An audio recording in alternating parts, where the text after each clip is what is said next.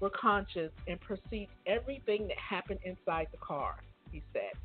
Love also pointed out that at the time of the incident, there was no state ban in Texas on texting while driving. In May of 2017, the first statewide distracted driving law in the state was passed, and it took effect September. It prohibits all texting and electronic messaging while driving. These are the dangerous choices. Uh, the latest stats show that America's traffic deaths are rising. There are many reasons, including the fact that we're driving more miles. But more experts say the marriage of automobiles and smartphones is contributing to the danger, even for pedestrians and cyclists, despite a decade of new law and enforcement. A flurry of public safety campaigns, surveys have found that drivers still make the dangerous choice and text to drive, to use their smartphones in other distracting ways. Indeed, nationally, representative survey by Consumer Report in October 2017 found that 41% of drivers with smartphones say they use their handsets to text while driving, and 8% admitted to watching videos on their phone while driving. How do you watch a video and drive? I couldn't do it. I couldn't do it. I definitely would hit something. The Modisets sued Apple. Okay, now listen to this. They went after Apple. They sued Apple, accusing the company of being at fault because it hadn't sufficiently warned people not to use FaceTime app while driving. Really? Really? You don't know not to use a video chat while you're driving? Okay, so you have to put it up there, but I do just think some things just make sense, just common sense. Okay, so that's why they went after them because it hadn't sufficiently warned the people not to use it while driving. The FaceTime app, in case you're not familiar, is a video-to-video communication. You can communicate with other people using the Apple Smart device. A judge threw out the case in May, ruling that the user of a smartphone is responsible for unsafe behavior, not the manufacturer. The case is still on appeal. Now that's really something. Would you have thrown it out? Do you think that that was the right thing to do to throw out that case where they wanted to go after the cell phone? And don't you think the end user is the responsible one? I think so. I think the end user should be the one held responsible for it. Traffic fatalities in the U.S. on the road in 2016 increased to 37,461 according to the National Highway Traffic Safety Administrative, the NHTSA. That's a 5.6% increase over 2015 and an 8.4% increase over 2014. In 2016, 3,450 people were killed because of distracting driving, and a 2.2% decline from 2015. Still, the numbers is distracting, according to the National um, NHTSA. I was looking at one thing. I'm looking at a picture of a little girl. Distracted drivers has also involved in-car infotainment system, a lower tech driver activities such as adjusting the radio or temperature control, talking to a passenger, or taking the eyes off the road for any reason. The automotive and tech industry are using technologies designed to mitigate distracted driving dangers. Many new vehicles have advanced these safety features, often optional, such as that means it's more money. If it's an option, it's more money, such as automatic emergency braking lane keeping assistance, which are recognized for their potential to help protect drivers and passengers. Okay, major smartphone manufacturers and wireless providers of smaller tech companies have created various apps and services to prevent teens and adults from using smartphones while driving. Okay. really something how you have to try to prevent someone from doing something that could potentially kill them, the next person over, you know. But I guess that's what the world is. That's where we're at. Okay. But at the moment, the adoption and use of them rely largely on users choosing to opt in. So they do have some things out in the market, but you have to choose to opt into them.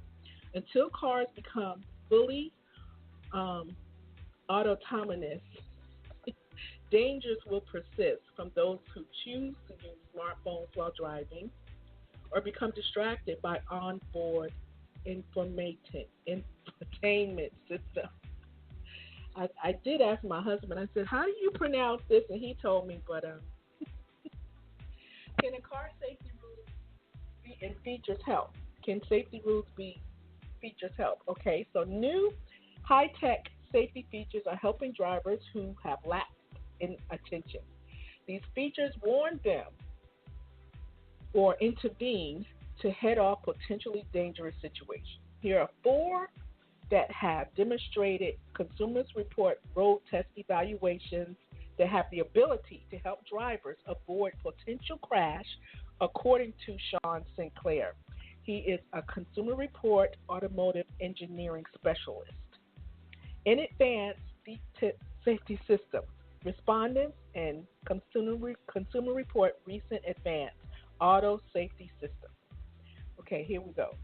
One of them is forward collision warning. It's called FCW.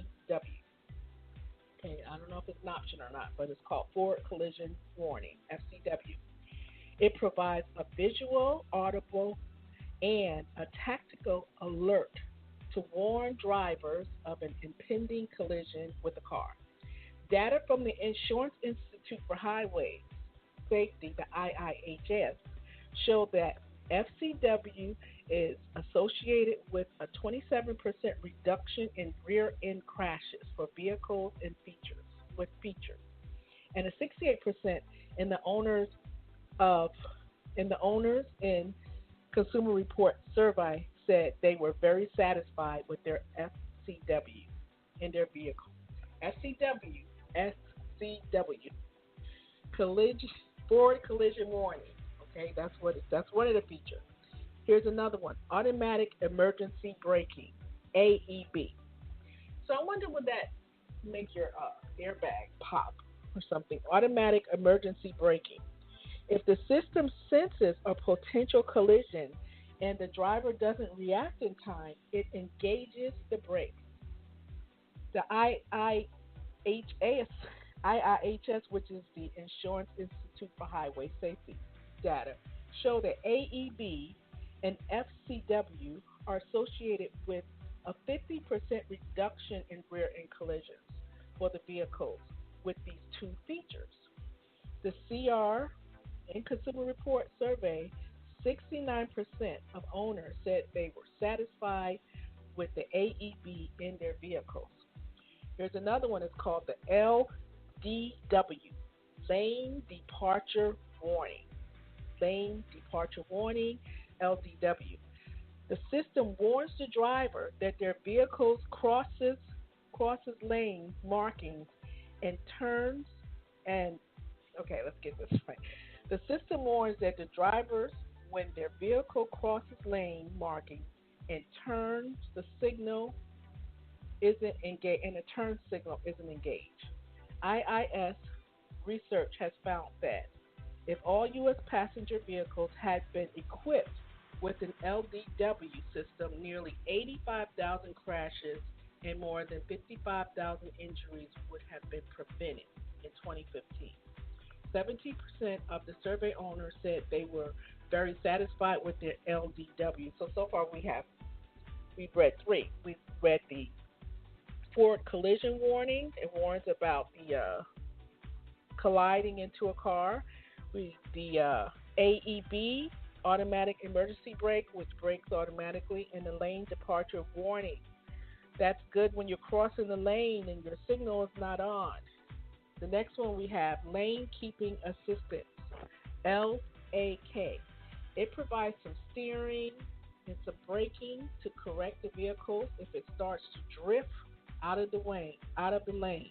The IIS research hasn't yet provided data on this, but its potential benefits. For 70% of the survey owners said they were very satisfied with their LAK. So, so the rise of connected. How distracted are we? Now, these are some of the distractions that are going on. Okay, we have these are what are the distractions? 41% use hands to send a text. Now, see if you fit in these little distractions. Are you a distractor? 37% use hands to play music on a smartphone. This is what they're doing while they're driving now. 20% use hands to access a web browser or to compose or send or read emails. 8% watch videos on their phone while driving. What is the most distracted? Men are more likely than women to engage in distracting behavior. More than twice as many many men watch the video. Millennials, ages 18 to 36, and Generation Xers were more likely than baby boomers to engage in a distracting behavior. See, so see, men are always talking about women drivers, especially my husband. We could be driving and something could be going ahead on ahead, and it's holding up traffic. He'll say it's probably a woman driver. I tell you, he's so chauvinistic sometimes. He is, but I guess he's fair. But that'd be good for him to hear that men are distracted more than women. Okay. When is texting acceptable? I don't even believe they have this in here, but I'm going to read it anyway. When is texting acceptable? While you're driving, to me, never. But it says 61% say only if they have a hands-on, hands-free, voice-activated option. 34% say if it is an emergency. 24% say never. I'm with the 24%. I say never. 34%, if it is an emergency, then you would pull over. I wouldn't try to text while I was driving. If it's an emergency, you might be the next emergency. Um, okay, it said, should texting be prohibited? Now, what do you think? I'm going to find out what people think, how many people think texting should be prohibited. 88% say that they favor states having restrictions on texting while driving. Of that 88%, 66 support a requirement that must use all drivers use a message that automatically responds to incoming calls or text. 36% support a ban on texting while driving only for novice drivers. 30% support a ban on incoming texts or calls if a smartphone is present in a moving car. This is people who think texting should be prohibited. Who should who who do who should do the restricting? Okay, of course the state's going to take over it. The state's going to take over it, or the government's going to take over it, and they're going to find a way to get your money off of it because that's what they do. So let's see who that says. 100% support restrictions. 94% say the driver. 50% says the government. Okay. And the human toll it's like it's really something. But here's some car companies that are doing something about it. Okay, and some features that are mobile companies that are doing things about it. So General Motors introduced the OnStar in-car connectivity, and the company claims it became the first automaker to introduce the 4G LTE wireless across the entire retail platform. This is in 2014. Since then, Chevrolet has sold nearly 2.5 million 4G OnStar LTE connected vehicles. Again, it is an option. It's something that you have to pay for. These cellular connections power onboard Wi-Fi hotspots that can be used by up to 7 digital devices in a single vehicle. Okay, so you got people doing all types of things. Okay, that was on General Motors. let's see, who else do we have here? Car makers